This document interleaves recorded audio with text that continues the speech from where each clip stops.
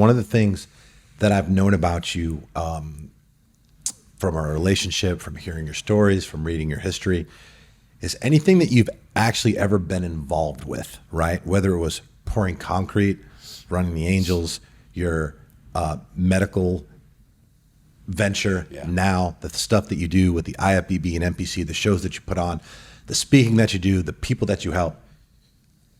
Winning is important to you, meaning doing your best and being the best and doing the best that you can to get the sought after result. That is clearly something that has been instilled in you, and everything that you've done in your life, everything that you've wanted to make happen, you've excelled at. And what I basically want to know is, obviously you're somebody who leads by example, and you're somebody who's always led by example. Now, one could make the argument some of the examples that you set back in a former life maybe weren't the best examples, but they actually were in that life. In that environment. Talk to me about the importance of leading by example, and just give some just very specific things and references and examples, if you could, of how you did that as the president of the Angels. So getting back to the house thing that we opened up with, Harry, the fellas that were at the house with me, I actually had 2 members of the club that were in from San Francisco. They were in visiting and staying with me. And when I said, hey, man, guys, I got to go, I got to go take care of this and stuff. And they were like, man, bro, you don't have to go. You sit back, let our team take care of this and stuff, and you just relax with us, And I said, no, I can't do that. It's my venture. It's my ex-girlfriend. They're kind of like my family. I have to be there. I have to be the one that's walking through the door and doing the same thing. And the same thing went for, we call them the hunts, when we were out hunting and looking for the other teams, because it's what they were doing to us. And I tell everybody to this day, me being out of the club for so long, I talk to all kinds of guys in different clubs. I talk to outlaws. I talk to them all that are still in there. A lot of them are gone from my day and age, you know what I mean? But some of them... And let's give context now, because you've shared this with me, which I really appreciate. They reach out to you basically in a capacity looking for some support, looking for some answers, looking for some direction as far as the lifestyle they're currently in, which is that of a criminal outlaw biker, and them just recognizing what you've done and successfully exited from that life successfully, which most people probably don't do. I can't imagine there's actually stats on that, but I'm sure it is unbelievably low as far as people who go out of that lifestyle and actually create a legitimate lifestyle for themselves. What are these people saying to you? What are they asking you? Like, how do you guide them? Well, I get a lot of, they'll hit me up on social media and stuff, and I don't know them. You know what I mean? I don't know the guys that are in these motorcycle clubs today. So what do they say? Hey, I'm an outlaw. Hey, I'm an angel. And they'll reach out and say, listen, man, I'm still active in the club.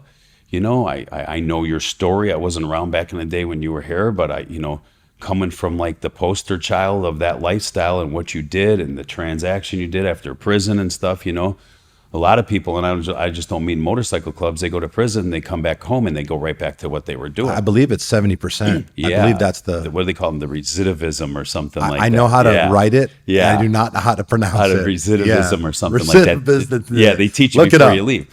But I mean, there's guys in prison that are, doing years and years and years, and they're plotting about what they're going to do when they get home. So, they never caught the Redemption Act, I guess, so to say.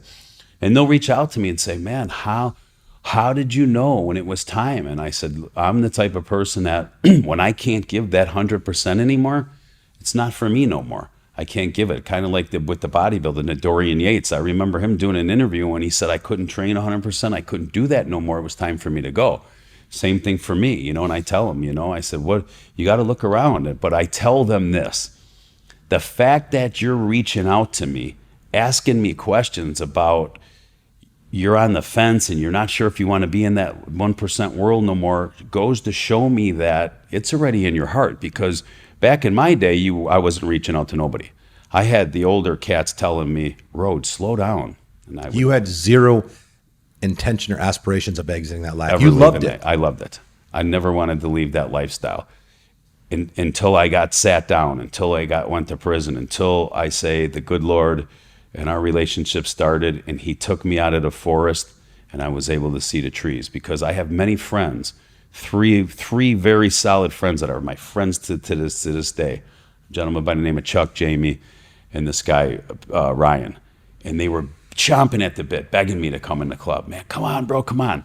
In my 13 years in the club, I sponsored one guy. One guy. And I kept telling him, it's not for you guys. You guys see the glitz, the glamour, you see the patch, the girls, we're running around, the money and stuff. But you're not seeing it all, man. You're not there when we're closing the casket. And I tell this story on a dear friend of mine from Rockford that got killed and in the war. And I've known him, was friends with him forever. And I know his daughter, and his daughter was like probably 15, 16 at the time.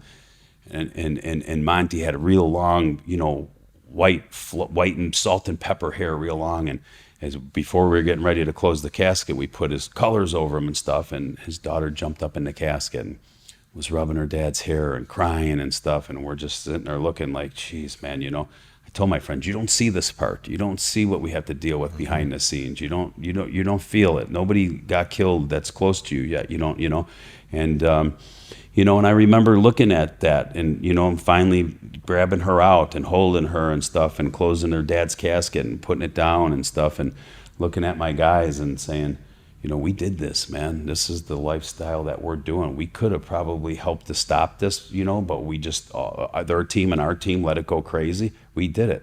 But on that note, give them one by the end of the week. I want this happening on the other side by the end of the week.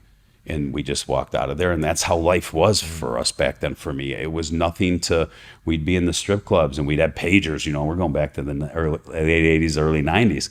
And we'd have pagers and which was the cutting edge of tech. Yeah, back in the day. Yeah, you had that cool pager and stuff. You had the brick phone. It was the brick phone. If you get on the brick phone, I forget what it cost you to use the phone back then. But if things didn't go in, you could use the brick phone as a weapon. Right, weighed like 20 pounds. Right. How efficient. Yeah, and we'd get the page. And hey, man, there's 3 of the bad guys over in this bar. Girls, see it. Bam, there goes the team. And we were thriving on it. Nights we'd be sitting around, like we'd have the hottest girls on us, and we knew we were going home to pound on the hottest girls and do our thing. And we were like, this night sucked. We didn't get no calls. We were so deep into that,